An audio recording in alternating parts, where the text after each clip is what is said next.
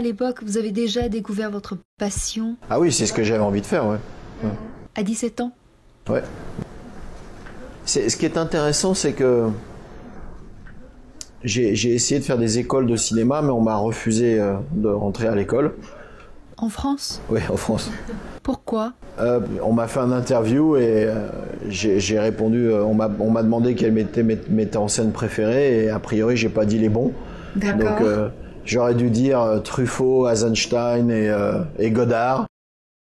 Qu'est-ce que vous avez dit? J'ai répondu, si je me souviens bien, Scorsese, Spielberg et donc j'étais pas du tout bon pour l'école.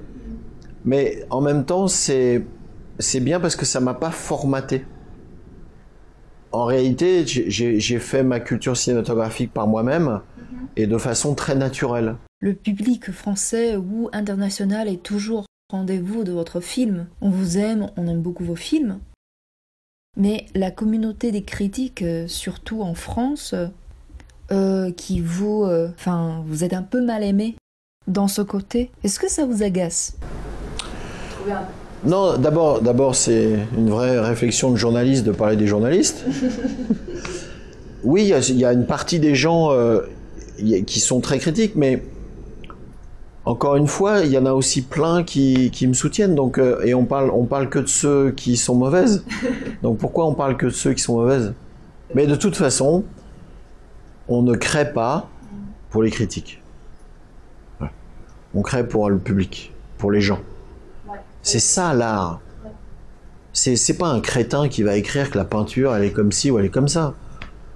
Moi il y a un petit livre qui est très connu chez les metteurs en scène parce qu'on se l'offre toujours l'un à l'autre. Ouais.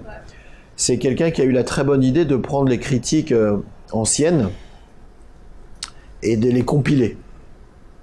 Alors on a par exemple en parlant d'un groupe de musique. Oh, c'est un groupe à la mode, mais dans un mois, on n'en parlera plus. Les Beatles. On a une chanteuse, elle ne sait pas chanter. Maria Callas. Voilà, il y a un recueil de critiques comme ça qui est à mourir de rire, parce qu'on s'aperçoit que la création, elle vit. Les critiques ne survivent pas.